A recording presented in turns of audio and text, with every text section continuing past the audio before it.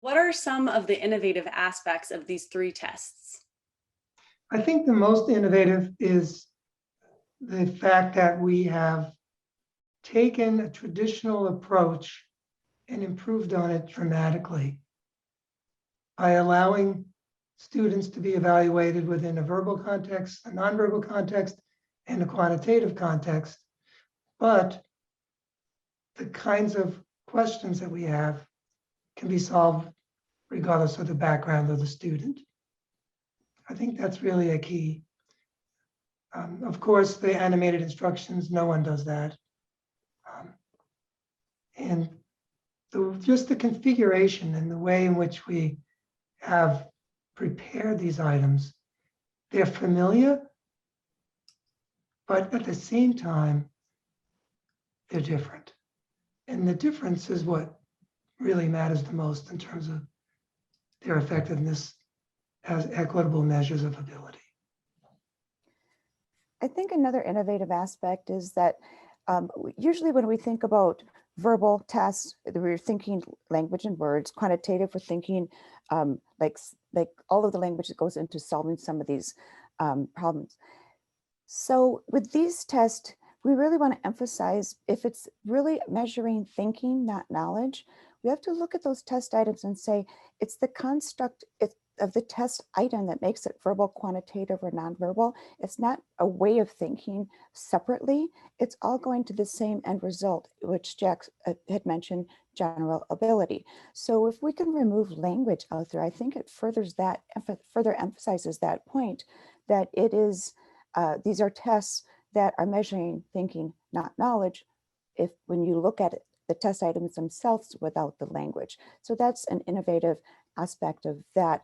It's also a way of changing the way we're thinking about these ability tests, as opposed to removing that, getting away from some of the historically followed procedures that we use. Verbal, you're going to go into an honors reading.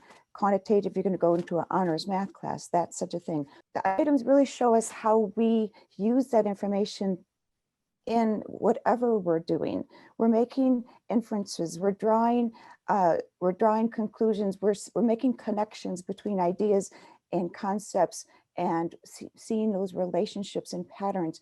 And you'll see this is repeated in all of our language as we've described our tests, the verbal, the quantitative, or the nonverbal. So it's the underlying way of the thought processes that we're measuring the ability, as opposed to discrete different abilities that traditionally people would associate with a verbal, quantitative, or nonverbal test.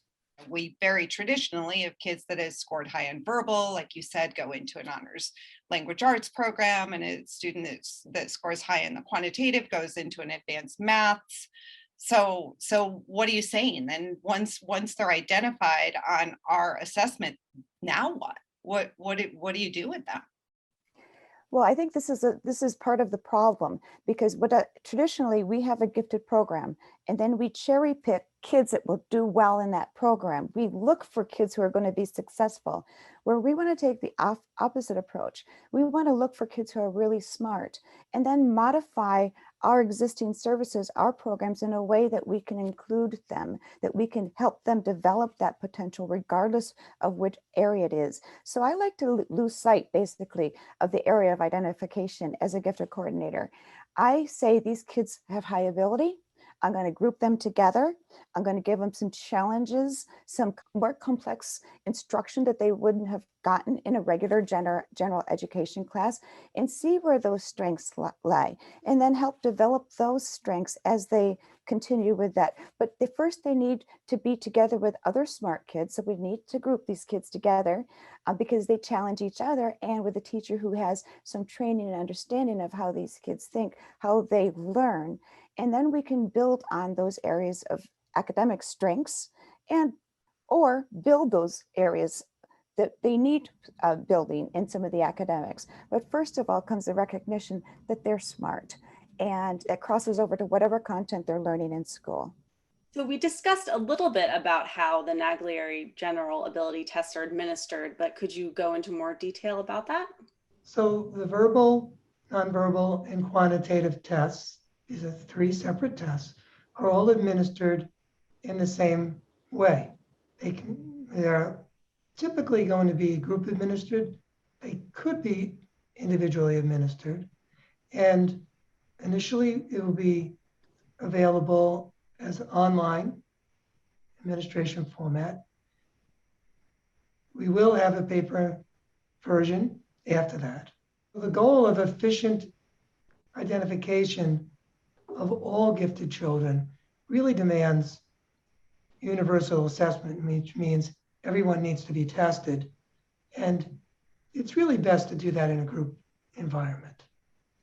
And so that's how we expect the tests are going to be used the most, and certainly initially online. When we keep talking about perpetuating the underrepresentation, I think it's a part of that is just because we have this artificial cutoff that we decide you're gifted, you're not. And that's going to look different in whatever school you're in, whatever area, part of the city, but part of the district.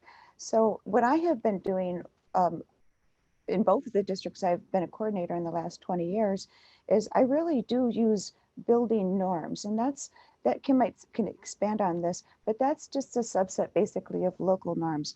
What I want to do is look at the local population and see which kids in that school are going to benefit most from receiving some of this attention, some of the services and the challenge level. So who's participating in gifted services in one school might look very different who is participating in gifted services at another school. So that's why it's so very important to look at who's going to benefit from services. And that's the approach that that we're taking with this test. And we're going to guide users, schools, through how to use the test results to calculate which students might you best serve based on the results of the sample of the students that take that test in your site or at a certain grade level. If we could go back and, wave our magic wand over all of those schools and be able to look at each one individually. So we would, after administering the assessment, be able to really rank order those students and determine within each building. It could be within the district, within the building. It could be within a school, and it could even be within a grade level, that you are looking at the students that are most different than the group that you have administered the assessment to. So those are the students within that either district, building, grade level, even a group that really do need those services that are very different than what the traditional, the general education services that are being provided. So that's when we talk about using local norms, you would be able to then make that so much more equitable, especially in districts. And I think probably a lot of districts have schools that are very different in their socioeconomic status. And so that just levels the playing field for these kids that really do need something different than just the general education program. Is there data or evidence that your goal of equitable assessment can be achieved? Actually, there is excellent evidence that we can achieve equitable assessment using these three tests. And this evidence is part of an initial research study conducted by the publisher, MHS. And what they did was collect 3 samples. One group of people got each of the 3 tests.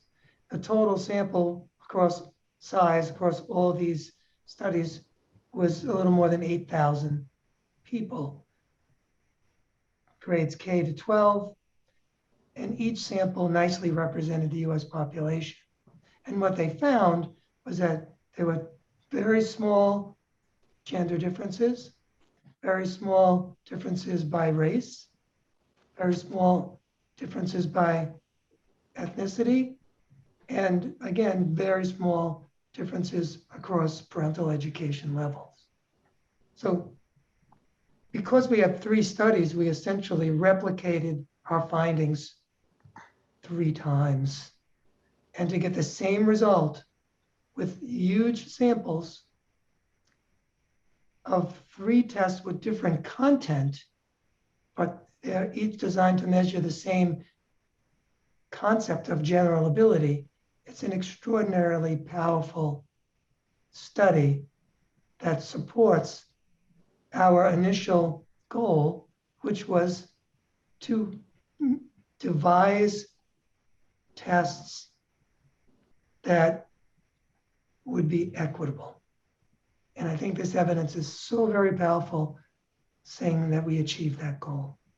Thank you all so much for your time and this wonderful discussion. What's your hope for the future of equitable assessment? I think it's really to recognize the kids that have not been recognized. It's got to be hard to know and to self-identify as being smart and just have not one single person recognize that in you. That's got to be a pretty tough place to be. So my goal would be recognition of students that really are smart.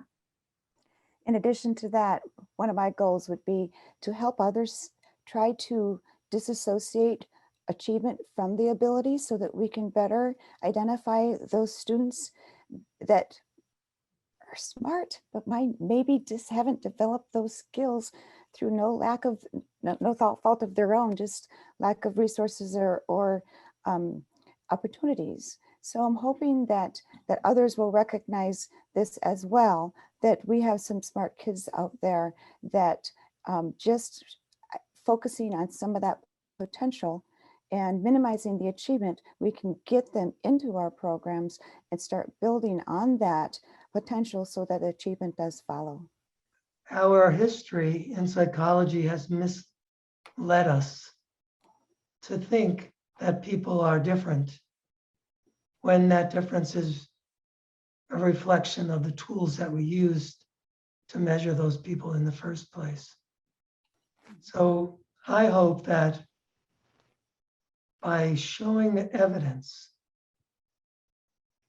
that there are a lot of really smart children who've been alienated and disenfranchised by expectations. And as we continue to show in our research just how similar people really are, regardless of what they look like, that we can ultimately make a change for the individuals and a change for this field of gifted education, which we all feel so passionately about. Wonderful. Well, thank you all again so much for this great discussion that we had today. And thanks to everyone who's watching. For more information about the Naglieri General Ability Test, please visit naglierigifted.tests.com.